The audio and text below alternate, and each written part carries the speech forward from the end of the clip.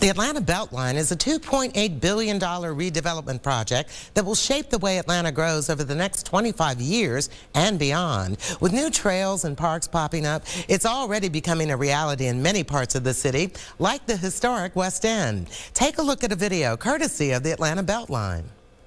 To be able to be a part of something and know that every time you walk by, it'll always be here. Having people come out and supporting this project at the neighborhood level is really what this is all about. It has already made a difference because people see this, and the development that's happening is in and around the Beltline. That means a whole lot. The commission is based on the history of the West End area. So that was my vision for what should be on the wall. I studied the history of the area and got an idea of how did this neighborhood begin, how did it continue, and how did it get to the place where it is now. And so that was the inspiration for what I wanted to put in the mural. This mural is going to establish this viaduct as a pathway through the West End and to explain and explore the artistic and cultural past of our Indian heritage, as well as the diversity of the neighborhoods and communities in the West End. The Beltline represents a number of components, transit being the backbone, but with green space, trails, and art. And art isn't just something you place on a pediment and look at as a sculpture. In this case, it's a mural that the community actually is part of making. The artist brings the community in, puts paint brushes in their hands, and helps them create it together as one big family here in the West End. I think the Beltline is an important project, and I want to be a part of it and part of growing it and supporting it. You can definitely tell a difference in the neighborhood. Every morning I see people walking, every night I see people walking, all weekend I see people walking. It's made a huge difference. People are coming into the neighborhood now that didn't come in before, so it's made a big difference already. I've always felt that beauty makes a difference to a neighborhood, that if you drive into your neighborhood and there's beauty all around you, then that makes you feel better, and that makes the community function better. I think the Beltline is challenging all of Atlantans to come together in a new way to make the city better. No other city can match what the Beltline will do for Atlanta. And so, I like coming out, volunteering, and helping out. When you drive by it, you'll know you were a part of it, and that's a good feeling. West End residents painted that mural on the White Street overpass. And if you like that artwork, there is more to come. Ahead, the Beltline is presenting a new public art initiative. We'll tell you about your chance to showcase your artistic talents. In our last segment, we showed you the beautiful mural created by residents of the West End community. That's the kind of artwork and community spirit Atlanta Beltline officials are hoping to engender all over the city. Brian Leary, President and Chief Executive Officer for the Atlanta Beltline, joins us now to tell us about this new program and bring us up to speed. The Beltline, people thought it was dead, and it's very much alive. Very much alive, under construction, and in many cases open right now in the city. Really? Yes. For people who don't quite understand this project, give us a synopsis. Sure. The Beltline is the ultimate reconnecting opportunity Atlanta's had probably in the last 100 years. And Atlanta's a rail town.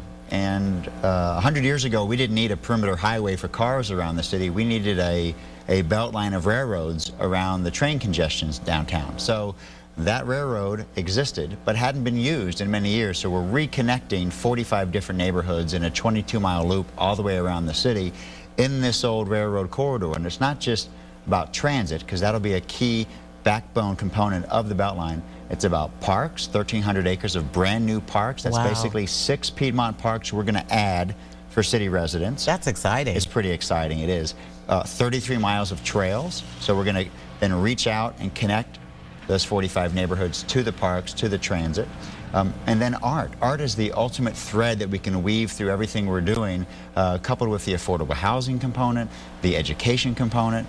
I mean, it just keeps going. And the idea is that hopefully we get a little better than we were yesterday. We'll be better tomorrow, and with great ideas of folks all over this town. What's really neat is that it's community art, as we saw in the West End. It is. The West End mural, which is called West End Remembers, is a fantastic story. And I personally love murals because in some ways they remind me of kind of the stained glass windows in churches that tell a story in a two-dimensional way, but a community comes together to kind of learn a lesson. And Malika Favorite, the artist who commissioned that one, tells the history of the West End. A lot of people don't realize the West End predates Atlanta. I do. First as my neighborhood. It's your neighborhood, of course. Well, it was first a stagecoach stop, and then obviously became home to visionaries like Uncle Remus and the Brer Rabbit stories, and now is just a fantastic, thriving neighborhood that is where the Beltline started. So years from now, when people talk about the Beltline connecting 45 neighborhoods, it started in one. It started in the West End. How can other communities start this project? Really good question. We have been active connecting with neighborhoods and NPUs around the city on the planning program. The next big thing that we're rolling out is the arts program, and that is basically starting this spring. Right now we have a call for artists, and if you want to hear more about it, you can go to beltline.org and sign up. It's going to go from the spring through the fall. It's going to be about 30 to 40 installations on those corridors that we have under control already, which will be all through kind of the West End up toward Washington Park and over on the east side, heading up north of Inman Park toward Virginia Highland. And there'll be $1,000, $3,000, and $5,000 commissions, because our goal is to engage artists who may not even know they're artists right now. That's cool. And those that are already active in the community. So the idea is to really connect. About 20% of all of Atlanta's population lives within a stone's throw of the Beltline. How will you select these artists? What will be the criteria and what will be the theme, so to speak? Sure, really, really good question.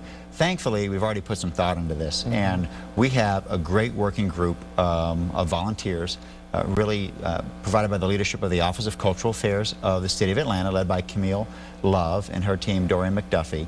They have provided us the leadership on a process that we convene volunteers. We have about 24 people who get together every single week, Thursday nights till like 9 o'clock, working on the criteria and the process to be very deliberate and give opportunity to those who may not have had the opportunity to do so previously.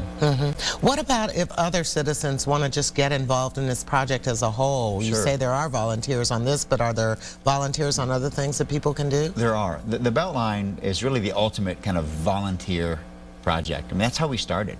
We started with one guy with a crazy idea coming out of grad school at Georgia Tech, and he cornered Kathy Willard, previous city council president, and then the two of them went around the entire city to the various neighborhoods, and finally all of those neighborhoods, along with Ryan and Kathy, were enough for the mayor to say, all right, let's make it happen. And so from day one, it's been a volunteer effort. And so we have a number of ways people can get involved, giving tours, giving presentations, doing clean and green workshops on the weekends. And you, again, beltline.org, which has got a whole slew of information, can show you how you can sign up and be part of it. Well, we certainly appreciate you coming on and talking about the art initiative. I know there are many others, so we will have you back. Please do. All art on the Beltline submissions must be received by 4 p.m. on Friday, March 12th. For more information, visit art.beltline.org.